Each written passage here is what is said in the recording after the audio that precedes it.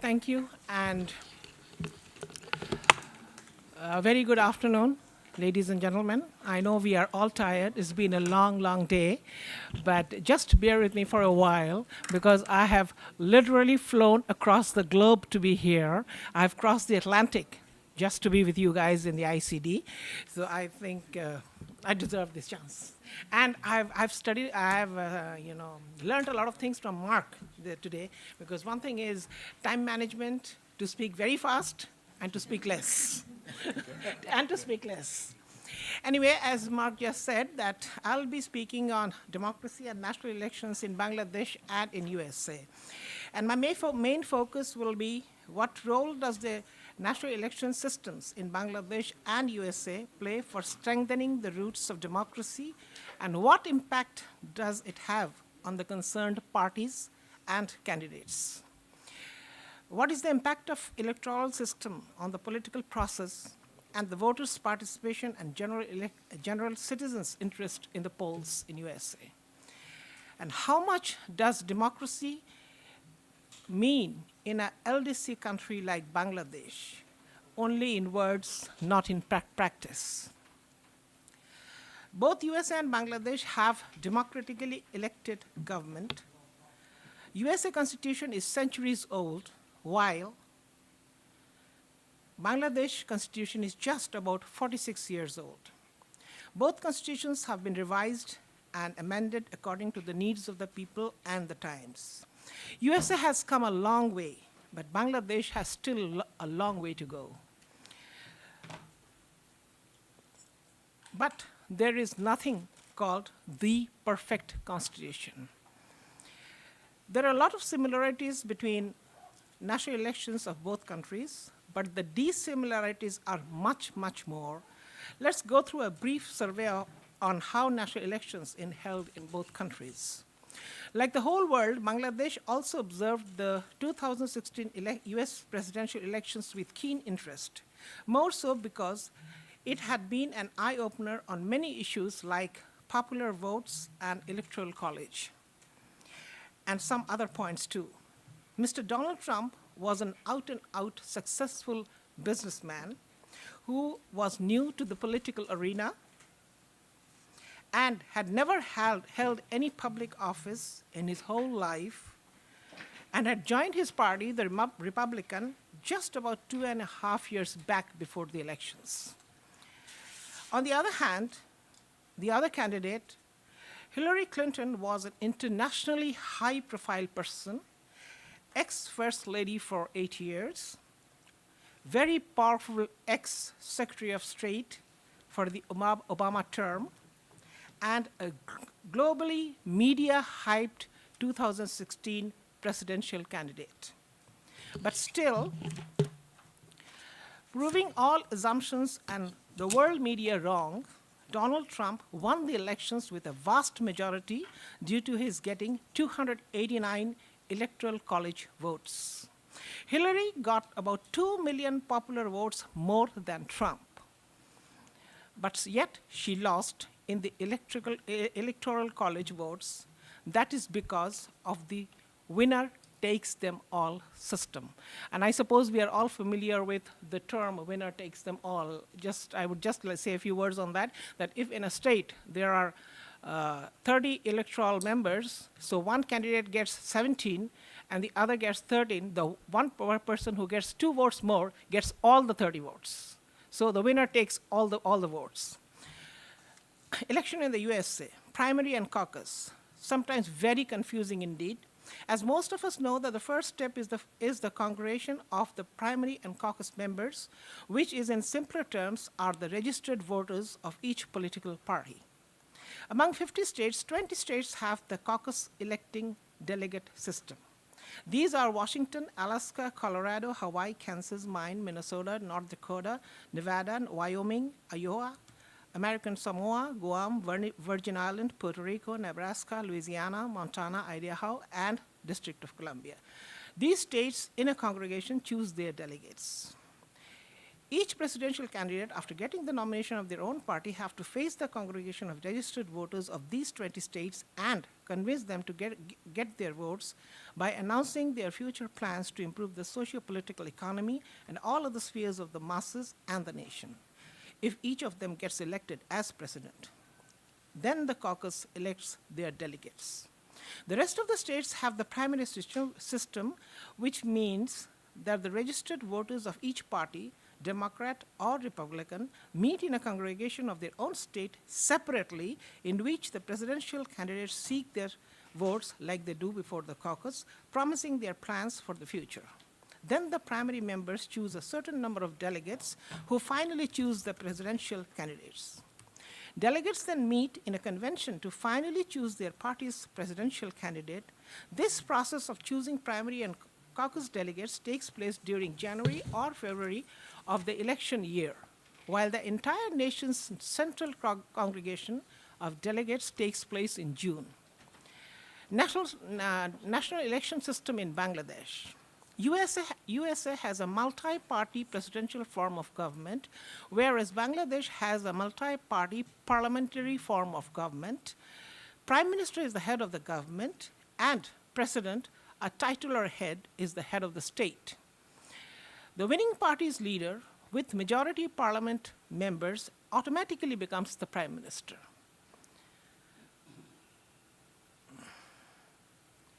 Whereas the president is chosen by the majority votes in the parliament, which obviously belongs to the winning party. So the president and prime minister are invariably from the same political party. There are no primary or caucus members, delegates, or national convention to elect the prime minister or the president, nor are they elected by direct votes. They're elected by the parliament members. Parliament constitutes of 345 members. For 300 seats in the parliament, both men and women are eligible to contest. But due to the socio-economic conditions prevailing in Bangladesh, very few women take part in the direct national elections.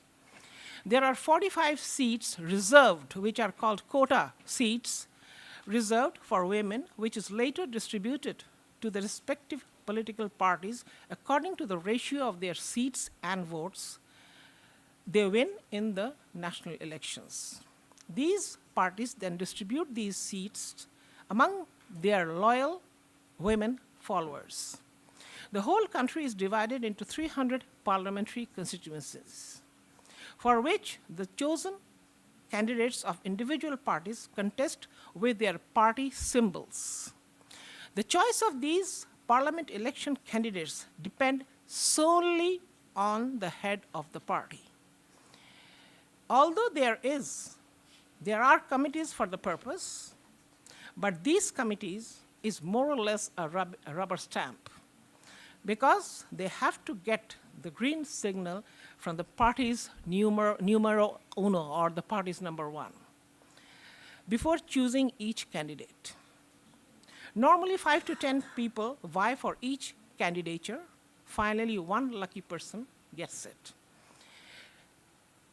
And in between, a lot of money changes hands. These parliament members are elected directly by registered voters of each electoral area, who have to be 18 plus in order to become a voter. Educational qualification are never a precondition to become a parliament member, cabinet minister, or prime minister. Difference between USA and Bangladesh. US Congress, which is called Parliament in Bangladesh, is bicameral, consisting of upper house called the Senate, which has 100 members, known as senators, 2 members chosen from each of the 50 states, irrespective of their population. Lower house is the House of Representatives, which has 438 members elected on the basis of the population of the 50 states. Upper and lower house both together have 538 members. With this constitutes the Congress, and the members are commonly known as congressmen. Bangladesh Parliament is unicameral, called the Parliament, which members are directly elected by the people through the registered voters, one member from each constituency, irrespective of the population of each of the 300 constituencies. National Election Commission conducts and supervises the national elections. The 45 female reserved quota seats makes the parliament members 345 in number. But these reserved seats for women are more like a consolation because they do not have a constituency. So each political party, big or small, is allotted a symbol for the national elections by the Election Commission, while the major parties hang on to their symbols eternally. Normally, the symbols are more popular to the voters than the candidates themselves. Sometimes they don't even know the candidates, they only vote for the symbol. The parliament is elected for a tenure of 5 years. Parliament is supposed to be the supreme and sovereign body in matter of national policy making. In USA, the president is elected by the Electoral College, whereas in Bangladesh, the leader of the parliament is elected by the majority voters of the parliament members, and obviously the leader of the parliament becomes the prime minister. So the political party that gets the majority parliament members has majority in the parliament, and they elect their own president and their prime minister. The political party which is second becomes the opposition in the parliament. Democracy does not mean much in a country like Bangladesh, where poverty and illiteracy is still a big challenge for any government, and corruption is still a big challenge for any government, and it is a big challenge for good governance since its independence in 1971. Only about Taka 850, which is about $10, can still buy a vote from a hungry stomach. Electoral College in USA. The chief difference between US and Bangladesh national elections is the electoral system. US president is elected by the majority voters of the Electoral College, who become electorates through quite a few layers and stages of election from grassroots to the top. Total number of members of the Senate and the House of Representatives, and that is the Congress, is the same as the members of the Electoral College. That means the Senate and the House of Representatives together, they have 538 members, and the Electoral College also have 538 members. The 100 senators, 435 in the House of Representatives, and the District of Columbia, which has 3, in total 538 constitutes the whole Congress. Cabinet ministers in Bangladesh. The US president chooses his cabinet from the Congress, but he can also choose a minister from outside the Senate or House of Representatives. But for such a person, it is mandatory to get the approval of the majority members of the Senate. Otherwise, he cannot remain in the cabinet. The cabinet members are called secretary, that is, Secretary of State is the foreign minister, Secretary of Defense is the defense minister. But in Bangladesh, the cabinet ministers are called ministers in the cabinet. The prime minister alone chooses his or her entire cabinet. Just that 90% have to be elected parliament members, 10% can be technocrat ministers. In special cases, there can be a few more technocrat ministers. But the technocrat ministers have to be elected as parliament members within 6 months after taking oath. Otherwise, he has to resign after 6 months. In Bangladesh, the head of the contesting political parties, especially the large ones, are very visible and influential during the national elections. Whereas in USA, the heads of the 2 major political parties do not contest, nor are they very visible, and they do not become presidents. Leader of the political parties in Bangladesh. Although in each political party's manifesto, it is clearly stated that the party would be run absolutely democratically. But it is actually run by one person, that is the head of the party.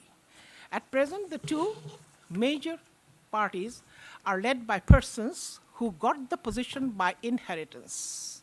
One from the person's late father and the other from the person's late husband. This person's desire is irrevocable law within the party. Each party has so-called their supreme lawmaking body, that is the parliamentary committee or standing committee or many other committees like that, who are supposed to make policies both for their party as well as for the country. Choose candidates for different tiers of election, but in reality, they are just rubber stamps. They are just rubber stamp bodies to be used by the head of the party as he or she desires. Lack of democracy within the political parties result in lack of democracy in the country. And of course, the head of the party that gets the majority seats in the national elections naturally becomes the absolute power in the country. I won't now want to take names here because, firstly, this is not a platform for calling names or abusing names. I'm just talking about the system. And besides being an educationist, I have been very close to politics because of my late husband, who was an out-and-out politician till he died in 2007. He had been a politician all his life. He has been in the cabinet minister in different governments, different parties. So I have had the chance to be a witness politics from 1972, that is when I got married, till the present. And also have been sometimes very, very victimized because of my husband's politics. So what happens is that apparently when you read a political party's manifesto, it is just ideal. It's just ideal. Everything is there. All rules, all laws, all things, everything is there, but it is there only to be preserved in a very, very well-kept manual. But otherwise, the party is ruled by one person. The more you need a lot of oil, lot of butter, to be in a good position in the party in a country like Bangladesh. The more oil you give in, the more oiling and buttering you do, the higher up you climb the ladder. And believe you me, all political parties are the same. Because they have one kind of vocabulary when they are in power, and they have a totally opposite vocabulary when they are out of power or in the opposition. So, and our independence, the War of Independence was fought in 1971. So each of the political party, when they go to power, they speak as if they were the only one who fought and who brought about the independence. Each of them, they speak that way. So what happens is the future generation or the upcoming generation, they never know the real history, what really happened. And they speak in such a way that even the children's books, the school books, the names, the history of the country is changed with every government. So the whole poor kids are totally, absolutely confused about what are they reading. How come for 2 years back I read this, and now after 2 years I'm reading something else? Even the names, the incidents, everything changes. So, and I wouldn't side with one party or the other because all of them are the same. Especially since 1991, there has been national elections, and the parties have come to power through the so-called free and fair national elections. But then there is a lot to read between the lines. The lines that's written in the party's manifesto says very little. But the blanks between the lines speak louder than words. So what happens is whichever party sits in the chair does the same thing, and another party comes to chair, nothing changes, only the faces change. The faces who are in power and the faces who are being victimized. That is the only thing that changes, and nothing else changes. And the country goes on like that. And because the head of the party is the absolute power in capital letters, of the people, by the people, for the people remains only in slogans and political speeches, but is hardly ever practiced. In USA, the head of the political party is not necessarily the head of the state. But in Bangladesh, the head of winning political party is always the head of the state. Here, the party chief and the head of the government has been all mixed up together, and all power is in one person's hand. There is an article called Article 70 in Bangladesh Parliament's constitution. The discussion remains incomplete without mentioning this Article 70, the controversial Article 70. This means that when a person is elected as parliament member from a certain party, his seat will be declared vacant if he resigns from that party, which means his voters' mandate as parliament member becomes null and void, and if he votes against his party in the parliament. So that means if a parliament member is elected from a certain political party, his political party may be doing anything, but he will not be able to speak against it. He does not have the right to raise his voice. But he will not be forbidden to take part in future polls. The civil society and the conscientious members of the intelligentsia feel that Article 70 defies democracy and views ensured to him by the constitution of the country. But the two major political parties think that it is necessary for the stability of the government and to make their stay in power longer. So the Article 70 remains. It is controversial, it is being discussed everywhere, but it remains there in the Constitution. There are many such loopholes in democracy practiced in Bangladesh. Very slowly, educated people are becoming aware of these loopholes.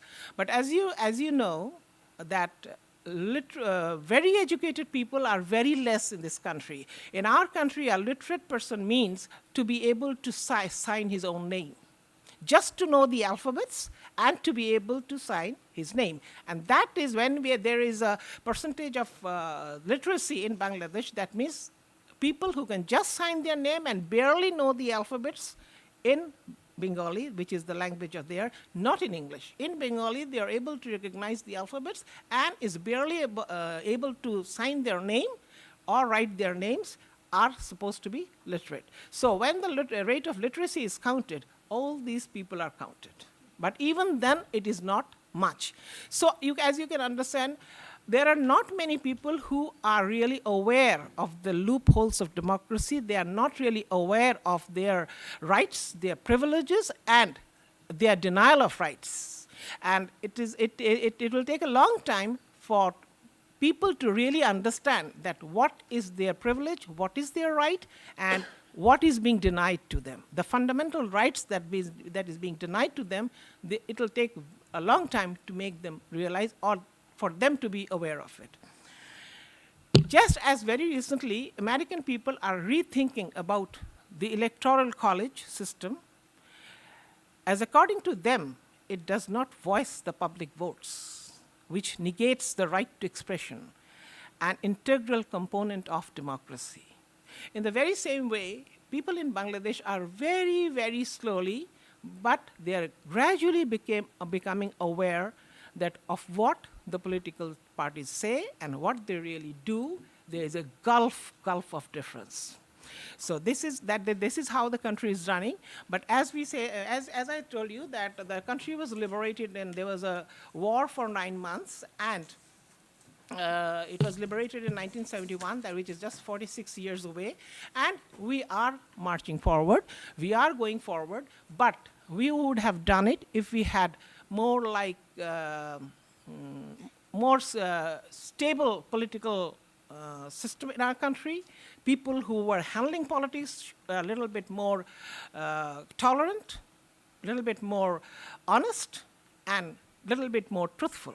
So we would be really, because the general people in our country, they may be very illiterate or may not exposed to a rural life or urban life, but they are very, very hardworking. As you can see, the garments factory, garments is like it's taken over the whole world. It's the cheapest labor in Bangladesh, the cheapest labor. When I walk into a Walmart here, when I walk into a Macy's here, when I see a piece of garment and I see that it's written made in Bangladesh, it is one of the second highest garment exporting country in the world. So people are, I mean, you can buy a person's whole day's labor just for $20, whole days, which I mean is from morning till night. $20, $25 you can buy a person's work hard. And that is, I'm talking about the really expert laborers, not the laymen. So they're working hard and they're satisfied. And they're satisfied. They don't have any complaints. But what they are suffering, or what they're ignorant about, is that they deserve much more. Deserve much more. And I don't know if you read the papers or on the internet, the political people or their children, they have money all around the world, Swiss bank, this, that way. Sometimes I wonder, where does this money come from? Do they sell leaves from the tree, or they sell the water in the ocean, or what happens? Where does this money come from? How can they send money abroad? So there is something wrong somewhere, and that needs to be fixed in a hurry. Thank you very much.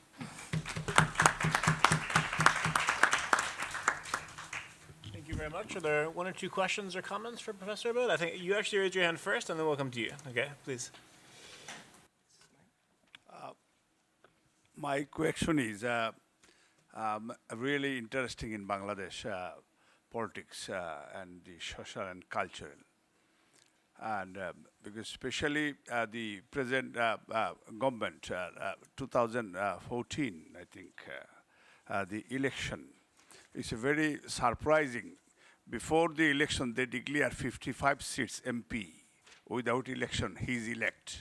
Our Bangladeshi present democracy. And also, it's very unfortunately because last 3 times was the caretaker government in Bangladesh, and election was so free and fair.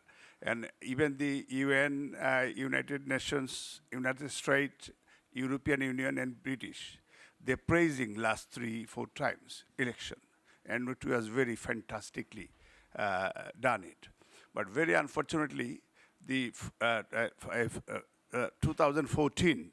They caretaker, they canceled the caretaker. Even the Supreme Court said we can go for another term.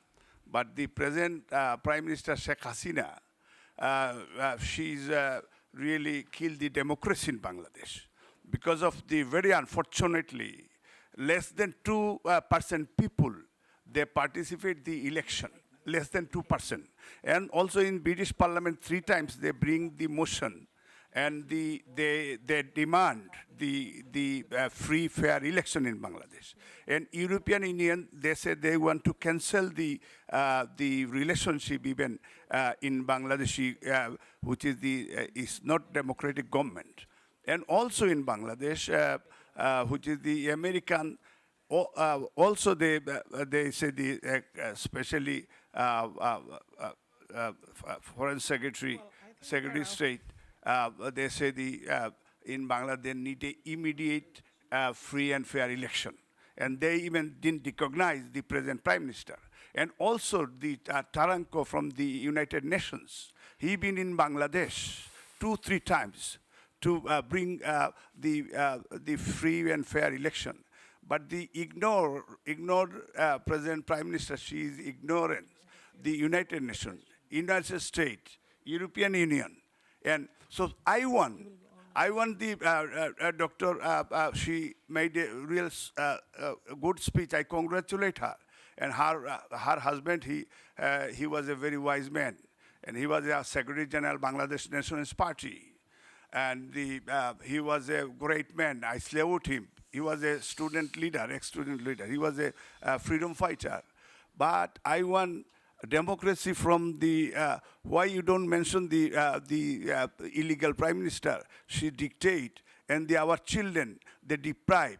and our lot of MPs, former MP, they are forcibly disappear by the government agent, and more than 2,000 people already disappear. More than even 50,000 people, even last 7 years, killed by the illegal regime. So there is no human rights even. Even there is in the so-called say the terrorism, but it's a terrorist. Is becoming a present government party's leader, son. He's the IS leader. So it's a Awami League present government. They are very dangerous. Technically, they are opposition, and in history, you slaved Bangladeshi democracy, because Bangladeshi Prime Minister, she appointed the opposition leader as well. And there is no opposition in parliament, because the opposition is a minister. It's a very shame. Sorry, So- I'm sorry to interrupt, there is the opposition leader. You cannot tell that is no opposition leaders. In our country, there is the opposition leaders. It's Well, very- I think we are getting into a bad debate. No, no, And no, I, no, in my, in no, no, my please. original speech, I said that I would not like to take any names. No, no, I no. did not take any names No, no, but- because this is not the platform for such a No, thing. no, but- I think this lady over here, you wanted to say something. No, please don't ignore my. You should No, reply. because you No, are- no. There is no question. No, What no, is your because you are question? no, no. What is your You are question? biased. You are biased. You shouldn't be No, no, biased. you should be- You you can should come out with a question. because UN know the history of Bangladesh. United Nations know the history of Bangladesh, and the United Secretary General, he made a 3 times statement, which is the against this government illegal regime. So that is we should talk fair. We learned something from the today ICD, because we came here to learn, because we can be a leader. So we want to, because I came here to learn, and my son is a criminal lawyer. He made a statement earlier, he gave his presentation. We want to learn something which is the nice from the ICD, and we should speak truth. Thank you very much. You wanted Thank you to- for your comments, and I think it is important that we have dialogue, so I appreciate that, and I appreciate also the sensitivities of listening for that. If you don't want to respond, there's no problem. It's not necessary, but I think it You is wa- good, you of wanted course, to- to yeah, hear the this. lady over here Heather, wanted to if say, you'd yeah. like to add, sorry, I'm sorry. Yeah. Try to follow that. Okay. Okay. My name is Siren Mehdi. I'm a senior at Noble and Buena School and aspiring cultural diplomat. And I just wanted to ask, as I'm sure you know, that there was a large influence, as it said, many news sources say that there was a large influence from Russia in this election. And I was curious, you know, how you think we can sort of identify those foreign influences and if there's a possible fix. In a country like Bangladesh, because it's a very small country, about 180 million people, and but it is small.